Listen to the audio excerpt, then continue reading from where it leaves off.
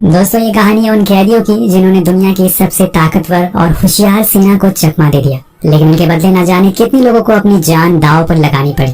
तो कहानी शुरू होती है, हिटलर का दौर चल रहा है। बेगुनाहों को उनके घर से बाहर निकालकर बेवजह मारा जा रहा है, और वो भी पूरी दुनिया के सामने। लेकिन किसी की हिम्मत नहीं थी कि कोई इस चीज के ऊपर उंगली उठा सके, क्योंकि अगर उन्होंने ऐसा किया तो उनका पूरा देश नक्शे से गायब हो जाएगा। इन्होंने जर्मनी में ही कई जगहों पर ऐसे कैंप बना रखे हैं जिसमें किसी के जाने का मतलब था कि उनकी मौत तय है, और खासकर जीउस लोगों को जिनसे हिटलर की खास दुश्मनी थी।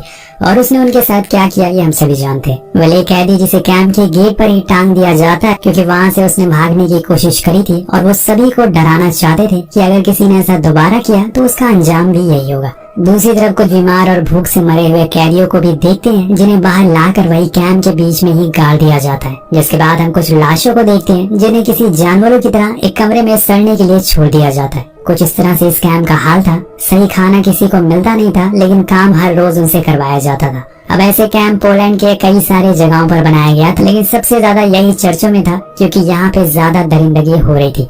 अगले सीन में हम हजारों की तादाद में नए कैदियों को देखते हैं जो अभी अभी इस कैंप में लाए गए। सबसे पहले तो उनके बाल काटे जाते हैं, जिसके बाद उन्हें दूसरे कपड़े दिए जाते हैं, और सभी को उनके नंबर दिए जाते हैं, क्योंकि इस जगह पे लोगों को उनके नाम से नहीं बल्कि उनके नंबर से पहचाना जाता है। ऐसा इसलिए होता है क्योंकि कैदियों की तादाद काफी ज्यादा थी, और ऐसे में इतने लोगों का नाम याद रख पाना आसान नहीं था। इसी में से हम दो लोगों को देखते हैं जिनके नाम थे फ्राइडे और वॉल्टर। ये भी आम कैदियों की तरह ही थे, लेकिन इनके अंदर शुरू से ही यहाँ से भागने का जुनून है। उन्होंने ठान लिया है कि वो यहाँ से भाग कर रहेंगे, और इसी बारे में वो कई दिनों से आपस में बातचीत भी करते रहते हैं। अब एक दिन वो अपने इस काम को अंजाम भी दे देते हैं। उस दिन वो दोनों काम से जल्दी आ जाते हैं, और फिर जॉन को, जो कि उनका ही साथी है, उनकी मदद से वो एक बंकर में जाकर छुप जाते हैं, जो कि उसी कैंप में बना हुआ है, जो कि कई दिनों की मेहनत से बनाया गया है। अब वो उसके अंदर चले जाते हैं। इसी दौरान हम फ्लैशबैक में जाते हैं, उन तीनों को देख पाते हैं जो उसी लाश वाले कमरे में बैठकर प्लानिंग कर रहे थे कि आखिर उन्हें जाना कहाँ है और वो कैसे कैसे यहाँ से बाहर निकल सकते हैं। जॉन, जो कि उनके काफी करीब था, वो उन्हें बताता है कि तुम लोगों को कितने दिनों तक बंकर में रहना है और फिर यहाँ से बाहर निकलकर किसके पास जाना है। कहानी एक बार फिर से प्रेजेंट में आती है, जहाँ पर सभी कैदी अब काम से वापस आ रहे हैं और उनकी हाजिरी लगती है। उसी में से जेलर को पता चलता है कि बैरक नंबर 9 में से 2 कैदी गायब हो चुके हैं। ये पता लगते ही वो बौखला जाता है और सबसे पहले तो उस बैरक के हेड को बुलाता है और उनसे इस बारे में पूछता है, लेकिन उसे कुछ पता नहीं था, तो वो उसे इतना मारता है कि वो मर ही जाता है। जिसके बाद वो सभी कैदियों से भी पूछता है, लेकिन उन्हें भी कुछ पता नहीं था। तब वो सारी पेट्रोलिंग वाले कुत्तों को ऑर्डर दे देता है ताकि वो जल्दी से उन्हें ढूंढ सके। लेकिन जर्मन ज्यूस कैदियों को वहीं खड़े रहने को कहते हैं और बैरक नंबर 9 के लोगों से पूछताछ भी करते रहते हैं, लेकिन किसी को कुछ पता नहीं था। जिसके बाद उन्हें वहीं रात भर खड़ा हुआ छोड़ दिया जाता है, और वो भी इतनी ठंड में। अब कितने कैदियों को तो उनके कपड़े भी नहीं दिए जाते, उन्हें ऐसे बिना कपड़े के ठंड में रहने को बोल दिया जाता है, और अब अगले दिन का वेट किया जाता है। अगर वो कुछ नहीं बताते तो वो कुछ लोगों को जंगल में ले जाकर उन्हें जिंदा ही गाड़ देते हैं, और बस उनकी गर्दन ही बाहर रखी जाती है। फिर उनसे वही 2 लोगों के बारे में पूछा जाता है, लेकिन जब उन्हें कुछ पता ही नहीं होगा तो आखिर में बताएंगे क्या। और इस बात से वो ऑफिसर और ज्यादा गुस्सा हो जाता है। वो उनके सरों पर घोड़े चलवा देता है, जिससे कि वो सभी मारे जाते हैं। अब इसके बाद वो वापस आता है और उन्हीं खड़े हुए कैदियों से फिर से पूछने की कोशिश करता है, लेकिन ये तीनों भागने वाले थे, ये किसी को भी पता नहीं था। इसलिए सभी कैदी वही जवाब देते हैं कि उन्हें पता नहीं है, और उसी खड़े हुए कैदियों में से कई तो वहीं गिरकर मारे जाते हैं ठंड की वजह से, लेकिन उन्हें वहां से उठाया तक नहीं जाता। और वहीं अंदर ऑफिसर के दिमाग में खलबली मची हुई थी। उन्हें जल्द से जल्द उन कैदियों को ढूंढना है, क्योंकि अगर इस बारे में ऊपर बैठे लोगों को पता चल गया तो वो इन ऑफिसर को छोड़ेंगे नहीं। और इसीलिए अगले दिन छानबीन तेज कर दी जाती है, लेकिन वो दोनों अभी भी उस लकड़ी के बने हुए बंकर के नीचे छुपे हुए थे। पिछले कई दिनों से उन्होंने ना तो कुछ खाया था और ना ही पिया था, लेकिन आजादी के जज्बे ने ही उन्हें बस जिंदा रखा हुआ था। तभी उनके पास एक कुत्ता आ जाता और गुर्राने लगता है, लेकिन उसे पता चल चुका था कि जरूर कोई ना कोई यहाँ पे मौजूद है। लेकिन ये बात उसका हैंडलर समझ नहीं पाता और वो उसे लेकर वहाँ से चला जाता है। कुछ इस तरह से इन दोनों की जान बच पाती है। अब ऐसे ही कई दिन बीतने लगते हैं, लेकिन किसी को कुछ पता नहीं चल पा रहा। उन ऑफिसर को जरा भी अंदाजा नहीं था कि वो कैदी बाहर नहीं बल्कि कैंप के अंदर ही छुपे हुए।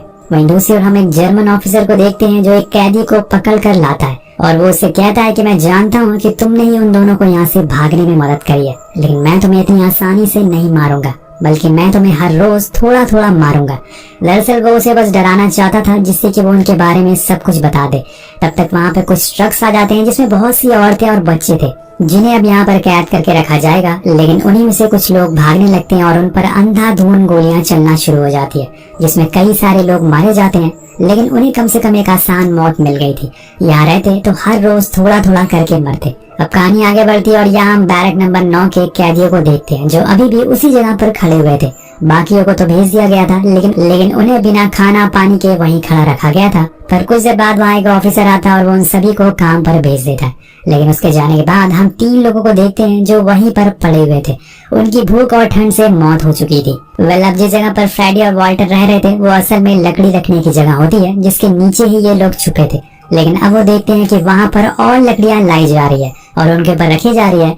इस बात से वो डर जाते हैं, क्योंकि अगर ज्यादा लकड़ियां हो गई तो वो बाहर निकल नहीं पाएंगे और यही मारे जाएंगे। इसलिए उन्हें अब सही समय देखकर यहाँ से जल्द निकलना होगा, क्योंकि कुछ ही दिनों में बर्फ गिरने वाली है और ऐसे में लकड़ियों का बोझ काफी ज्यादा हो जाएगा। इधर सभी कैदी काम से वापस आ जाते हैं और उन्हें अपने कैंप में भेज दिया जाता है। लेकिन वो बैरक नंबर 9 के लोगों को फिर से वहीं खड़ा कर दिया जाता है, उसी खून जमा देने वाली ठंड में। लेकिन यहाँ वो ऑफिसर हार नहीं मान रहा था। वो हर रोज वही चीज करता है जिससे कि वो कैदी डर जाए, उनके बारे में बता दे। यहाँ तक कि वो उनके सामने एक ज्यूस को ला कर खड़ा कर देता है और कहता है कि मैं इसे यही मार दूंगा अगर किसी ने कुछ नहीं बताया। अब वो उसको मार भी देता है। 3-4 कैदियों को तो वो फांसी पर भी चढ़ा देता है। लेकिन इन सब चीजों से कोई फर्क नहीं पड़ रहा था। उसकी सारी कोशिशें नाकाम होती जा रही थी, इसलिए वो और ज्यादा चिड़चिड़ा हो गया था। वहीं दूसरी ओर हम फ्राइडे और वॉल्टर के बंकर में कुछ हलचल देखते हैं। उन्होंने ठान लिया था कि आज ही रात वो यहाँ से भाग जाएंगे। वो इस छोटी सी जगह पर नहीं गुजारा कर सकते थे। अब वो धीरे धीरे कोशिश करना शुरू करते हैं, लेकिन उन्हें जिस बात का डर था वही होता है। लकड़ियों के ऊपर बर्फ जम चुकी थी, जिससे कि उसका वजन और भारी हो जाता है। वो अपनी पूरी कोशिश लगाते हैं और फाइनली वो लकड़ी के पल्ले को हटाने में कामयाब हो जाते हैं। लेकिन अगर उन्होंने सारी लकड़ियां गिरा दी तो आवाज हो सकती है, इसलिए उन्हें ये काम भी चुपचाप करना होगा। वो धीरे धीरे उस छोटी सी जगह से बाहर आते हैं और फिर रेंगते हुए वहां से बाहर आने की कोशिश करते हैं। उन्होंने बहुत कम कपड़े पहन रखे थे, इसलिए उन्हें ठंड लगना शुरू हो जाती है। लेकिन इस समय उनके दिमाग में बस एक ही ख्याल था कि कैसे भी करके वो इस जगह से बहुत दूर चले जाएं, क्योंकि थोड़ी देर में सुबह होने वाली है। और सुबह जब जर्मन्स इन हटी हुई लकड़ियों को देखेंगे तो उन्हें पता चल जाएगा कि वो दोनों यहीं पर छुपे थे और वो फौरन अपनी आर्मी को इनके पीछे लगा देंगे। इसलिए वो दोनों सबसे पहले चुपचाप कैंप की फेंस तक जाते हैं और फिर उसे ऊपर करके बाहर निकल जाते हैं। और यहाँ से इन्हें तब तक भागते रहना है जब तक सुबह नहीं हो जाती। ये करते भी ऐसे ही हैं। पूरी रात भूखे प्यासे ये सब बस उस कैंप से दूर भागते रहते हैं। इनके शरीर में जितनी ताकत थी वो पूरी ताकत झोंक देते हैं। फिर कुछ ही समय बाद सुबह हो जाती है तो ये फौरन लकड़ी की झाड़ के नीचे छुप जाते हैं, ताकि पेट्रोलिंग ऑफिसर इन्हें देख ना सके, और रात होते ही फिर से निकल जाते हैं। ऐसे ही कई दिनों तक चलते रहते हैं और इन दिनों रास्ते में जो कुछ मिलता है वो उसे खाते रहते हैं और अपने पेट को भरने की पूरी कोशिश करते हैं। उसी दौरान फ्रेडी देखता है कि वॉल्टर का पैर जख्मी हो गया है, जिसकी वजह से उसे चलने में दिक्कत हो रही है। वो फौरन एक कपड़ा लेकर उसके पैर में बांध देता है और उसे वहीं रात में आराम करने को कहता है। नेक्स्ट डे सूरज की रोशनी में ये फिर आगे बढ़ने की कोशिश करते हैं, लेकिन इनके सामने अब जर्मन खड़े मिलते हैं, जिन्होंने अगर इन्हें देख लिया तो बिना कुछ पूछे ही गोली मार देंगे। इसलिए दोनों बड़ी देर तक डिसाइड करते हैं कि वो इस रास्ते से ना होकर बल्कि जंगल के रास्ते से जाएंगे। हालांकि इसमें उन्हें बहुत दूर चलना पड़ेगा, लेकिन कम से कम उनका जिंदा रहने के चांसेस तो ज्यादा रहेंगे। अब वो चलना शुरू करते हैं, लेकिन चलते चलते एक ऐसा दिन आता है जब इनके पैर जवाब दे देते हैं। दोनों एक पत्थर के सहारे से वहाँ आराम करने के लिए रुकते हैं और कुछ ही देर बाद किसी के कदमों की आवाज आती है, जिसे सुनकर इनकी सांसें रुक जाती है और दिल की धड़कनें तेज हो जाती है। शायद इनकी मौत इनके पास आ रही है। लेकिन जब वो वहाँ खड़े होकर देखते हैं तो असल में वहाँ एक लड़की थी जो इन्हें देखकर ज्यादा शॉक नहीं होती, जैसे कि उसे पहले से पता था कि ये लोग कहीं से भाग कर आ रहे हो, और वो ज्यादा कुछ रिएक्ट नहीं करती और उन्हें सबसे पहले तो कुछ खाने को देती है, जिससे कि वो अपनी भूख मिटाते हैं। अब इन दोनों के खाने के तरीकों को देखकर वो लड़की समझ जाती है कि असल में ये लोग कई दिनों से भूखे हुए हैं, और उनके कपड़े को देखकर उनके हालातों को भी समझ जाती है। इसलिए घर जाकर वो उनके लिए कुछ जूते और कपड़े लेकर आती है। वो उन्हें अपना नाम तो नहीं बताती और उन्हें ये भी नहीं बताती कि वो ज्यूस है या फिर जर्मन है। शायद उसके लिए चीजें मायने नहीं रखती। अगर वो यही सब चीजें सोचती तो इन दोनों की कभी मदद नहीं कर पाती। उसके लिए इंसानियत इन सब चीजों से ऊपर आती है। कुछ समय के बाद वो लड़की देखती है कि एक जर्मन ऑफिसर उनके काफी करीब ही खड़ा होकर स्मोक कर रहा है, इसलिए वो उन दोनों को एक सेफ जगह पर ले जाती है और वहाँ उनके बारे में पूछती। तब फ्रेडी बताता है कि वो ऑस्विच कैंप से भागे हुए हैं और उनके पीछे पूरी जर्मन सेना पड़ी है। उन्हें कैसे भी करके स्लोवाकिया तक पहुंचना है, जहां पर वो सेफ रह सकेंगे, लेकिन उससे पहले उन्हें पोलैंड का बॉर्डर क्रॉस करना पड़ेगा, जिसमें काफी खतरा है। तब वो लड़की अपने दोस्त से बात करती है और उसे इन लोगों के बारे में बताती है।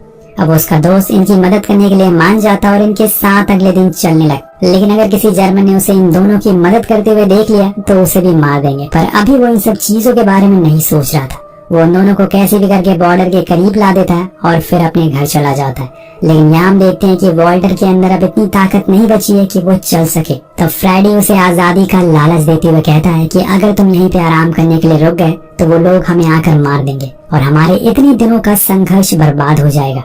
जिसे सुन के वो चलने के लिए मान जाता है, लेकिन वो दोनों रेंग रेंग कर आगे बढ़ते हैं क्योंकि अगर खड़े होकर चले तो जर्मन उन्हें देख लेंगे और उनका सफाया हो जाएगा। लेकिन इतनी सावधानी के बावजूद उन्हें कुछ हलचल होती है। उन्हें ऐसा लगता है कि शायद उनके पीछे कोई आ रहा है, तो वो खड़े हो जाते हैं और तेजी से भागना शुरू करते हैं। लेकिन अहम मौके पर अब वॉल्टर गिर जाता है क्योंकि उसके अंदर अब जान ही नहीं बची थी कि वो और थोड़ी दूर चल पाए। लेकिन अभी इनका सफर काफी लंबा है। इसी बीच थोड़ी ही दूरी पर बने हम एक घर को देखते हैं जिसके अंदर से कुछ लोग बाहर आते हैं और वो इन दोनों को ले जाते हैं। जब फ्रेडी की आंख खुलती है तो वो खुद को उसी घर में पाता है और रूम से बाहर आने पर उसे पता चलता है कि ये घर स्लोवाकिया में है, यानी कि इन्होंने वो कर दिखाया जो लाखों लोग करने की हिम्मत नहीं जुटा पाते। अब कुछ देर उस फैमिली से बात करने के बाद इन्हें सिटी में भेज दिया जाता है। यहाँ पे स्लोवाकिया के हायर ऑफिशियल से बात करने के लिए ये अर्जी डालते हैं, लेकिन वो उनसे नहीं मिलते। पर इनकी मुलाकात उसके असिस्टेंट से होती है जिन्हें बताते हैं कि मैं फ्रेडी और मेरा दोस्त वॉल्टर है, हम दोनों ही ऑस्विच कैंप से भागकर यहाँ पर आए। हम चाहते हैं कि आपकी सरकार कुछ सख्त कदम उठाए ऐसे कैंप को बंद कराने के लिए, क्योंकि अभी भी वहाँ पर लाखों लोग कैद हैं जिन्हें बुरी तरह से मारा जा रहा है। अब अगले दिन बाइलक इनकी मुलाकात स्लोवाकिया के हायर ऑफिशियल से हो जाती, जिनके सामने बैठकर वो बताते हैं कि हमने 2 साल उस कैंप में गुजारे हैं। हमारे साथ तकरीबन 4 लाख लोग वहाँ रहते हैं जिन्हें दूसरे शहरों से लाकर वहाँ कैद किया गया है, और मैंने अपनी बहनों को अपनी आंखों के सामने जलील होते हुए देखा है, अपने परिवार वालों को भूख से मरते हुए देखा है। मैं चाहता हूँ कि आप इस बारे में सख्त कार्रवाई करें। उनकी बातों को सुनने के बाद सरकार कुछ कदम उठाती है, लेकिन कोई फायदा नहीं होता। सालों तक वो कैंप वैसे ही चलता रहता है। लेकिन जब 1945 में जंग खत्म हो जाती है तो उन सारे कैदियों को आजाद कर दिया जाता है। लेकिन शायद तब तक बहुत देर हो गई, क्योंकि सिर्फ ऑस्विच कैंप में जिसमें फ्रेडी और वॉल्टर थे उसमें तकरीबन 25 लाख मासूम, और पूरी जर्मनी में काफी ऐसे कैंप बनाए गए जिसमें तकरीबन 60 लाख से ज्यादा लोगों की जान गई, जिसमें सबसे ज्यादा 5 से 10 साल के बच्चे थे जिन्हें गैस चेम्बर में डालकर मार दिया गया। अब कहानी के आखिर में हम एक सीन देखते हैं जिसमें एक जर्मन ऑफिसर लोगों को चुन रहा था कि आखिर किस किस को आज मारा जाए, और ये वो इतनी आसानी से कर रहा था जैसे कि वो कोई इंसान नहीं बल्कि कोई खिलौना हो। वेल दोस्तों, एक चीज हमें कहानी देखकर जरूर याद रखनी चाहिए कि हर अंधेरे के बाद उजाला जरूर आता है। हिटलर ने सोचा था कि वो पूरी दुनिया पर राज करेगा, लेकिन आखिर में उसे खुद को ही मारना पड़ा। वेल आपको कहानी कैसी